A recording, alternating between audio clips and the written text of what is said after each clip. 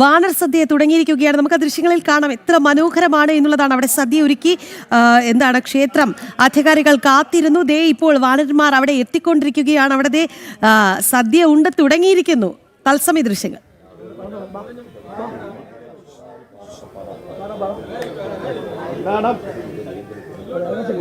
അതുതന്നെയാണ് ഇവിടെ ഇപ്പോൾ ശ്രീധർമ്മ ശാസ്താ ക്ഷേത്രത്തിൽ, ശാസ്താംകോട്ട ക്ഷേത്രത്തിലാണ് ഈ വാനരന്മാരിപ്പോൾ ഇവിടേക്ക് സദ്യ ഉണ്ണുവാൻ വേണ്ടി എത്തിയിരിക്കുന്നത്. ഈ ഓണാഘോഷത്തിൻ്റെ ഭാഗമാകുകയാണ്. ഇത്രാട നാളിൽ ഈ അമ്പലക്കുരങ്ങുകളായിട്ടുള്ളവരാണ് അതിഥികളായി ഇന്ന് ഇവിടേക്ക് എത്തിയിരിക്കുന്നത്. അവർക്ക് വേണ്ട സദ്യയൊക്കെ ഇവിടെ വിളമ്പിയിരിക്കുന്നു.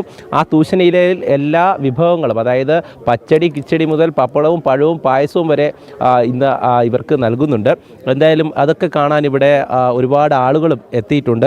വളരെയധികം കൗതുകമാർന്ന ദൃശ്യങ്ങൾ തന്നെയാണ് നമുക്ക് കാണാൻ സാധിക്കുന്നത്. ഇവിടെയുള്ള അമ്പലക്കുരങ്ങുകളാണ്. അവർക്ക് ഈ ഓണ ദിനങ്ങൾ, അതായത് ഉത്രാടവും തിരുവോണവും ഒക്കെ ഇത്തരത്തിൽ സദ്യ ഇവിടെ വിളമ്പും.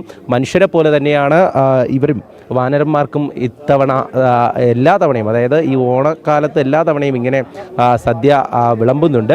അതിൻ്റെ ദൃശ്യങ്ങൾ ഇവിടെ വ്യക്തമായും നമുക്ക് കാണാൻ സാധിക്കും. അതായത് ആദ്യം കിച്ചടി കഴിക്കുന്ന ഒരു വാനരനെ തന്നെ നമുക്കിവിടെ കാണാം. കിച്ചടി, അതോടൊപ്പം തന്നെ പച്ചടി, എല്ലാ വിഭവങ്ങളും അങ്ങനെ ഓരോന്നായി അവരങ്ങനെ പായസമൊക്കെ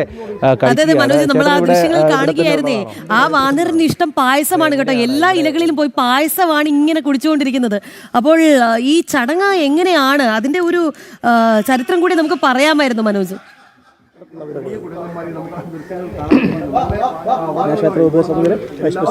തീർച്ചയായും ഈ ചടങ്ങിന്റെ ഒരു ചരിത്രം എന്താണ് ഇവിടെ? അതായത് ഈ രാമായണ കാലഘട്ടവുമായി ബന്ധപ്പെട്ടുകൊണ്ട് തന്നെ ഇവിടെ നമുക്ക് ഇവിടെ കൂടുതൽ ആളുകൾ എത്തുന്നുണ്ട്. അതോടൊപ്പം തന്നെ ഇതിന്റെ ഇവിടെയുള്ള ഭരണസമിതിയിലെ ആളുകളും ഇവിടേക്ക് എത്തിയിട്ടുണ്ട്. എന്താണ് ഇതിന്റെ കൂടുതലായിട്ടുള്ള വിവരങ്ങൾ? അതായത് ഈ ഒരു ചടങ്ങിന്റെ ആ ഒരു ഐതിഹ്യം അല്ലെങ്കിൽ അതിന്റെ ആ ഒരു ചരിത്രം എന്താണ്? ശാസ്താംകോട്ട ശ്രീധർമ്മശാസ്താ ക്ഷേത്രത്തിൽ വളരെ പുരാതന കാലഘട്ടമായി നടത്തിക്കൊണ്ട് വരുന്ന ഒരു ആചാരമാണ് ഈ വാനര സദ്യ. അത് ഉത്രാടം നാളിലും തിരുവോണ നാളിലുമാണ് ഈ ആചാരം ഇവിടെ നടത്തപ്പെടുന്നത്. വളരെ പുരാതന കാലം തൊട്ട് തന്നെ ഈ ക്ഷേത്രത്തിൽ ഇത് നടത്തപ്പെടുന്നതുകൊണ്ട് ഇവിടുത്തെ ഭക്തജനങ്ങൾക്ക് ഈ വാനരന്മാരുള്ള ഒരു ക്ഷേത്രമാണ് ശാസ്താംകോട്ട ശ്രീധർമ്മശാസ്താ ക്ഷേത്രം. രാമരാവണ യുദ്ധ കാലഘട്ടത്തിൽ അന്ന് ശ്രീരാമ ഭഗവാൻ ഇവിടെ വരികയും ഇവിടെ വന്നതിന് ശേഷം അദ്ദേഹം ഇവിടെ വന്ന് ദർശനം നടത്തിയ സമയത്ത് ഇവിടെ കുറച്ച് വാനരതോരന്മാരെ ഇവിടെ വിട്ടിട്ട് പോവുകയും ആ വാനരതോരന്മാരുടെ സന്തതപരികളാണ് ഇന്നീ കാണുന്ന വാനരന്മാരെന്നുള്ളതാണ് ഇവിടുത്തെ ഐതിഹ്യം. ഈ ക്ഷേത്രത്തിൽ മാത്രമാണ് ഇത്രയും കൂടുതൽ ഭക്തജനങ്ങളുമായിട്ട് ഇഴുകിച്ചേരുന്ന ഒരു വാനരന്മാരുള്ളത്. അതുതന്നെയാണ് ഇപ്പോൾ നമുക്ക് ദൃശ്യങ്ങൾ കാണാൻ കൂടുതൽ ആളുകൾ ഇങ്ങോട്ടേക്ക് എത്തുകയാണ്. കൂടുതൽ വാനരന്മാരങ്ങനെ വാനര സദ്യ ഉണ്ണുകയാണ്. നേരത്തെ അദ്ദേഹം പറഞ്ഞതുപോലെ തന്നെ ഈ രാമായണ കാലഘട്ടത്തിൽ ഇവിടേക്ക് എത്തിയിട്ടുള്ള വാനരന്മാർ അതിനുശേഷം അങ്ങനെ അവർക്ക് ഇവിടെ ക്ഷേത്രവുമായി ബന്ധപ്പെട്ട് ഭക്ഷണവും അതോടൊപ്പം തന്നെ ഇത്തരത്തിൽ ആഘോഷ സമയങ്ങളിൽ അവർക്ക് വേണ്ട സദ്യയും, ഓണത്തിനൊക്കെ ഉത്രാടം നാളിലും തിരുവോണം നാളിലും ഒക്കെ സദ്യയും നൽകുന്നുണ്ട്.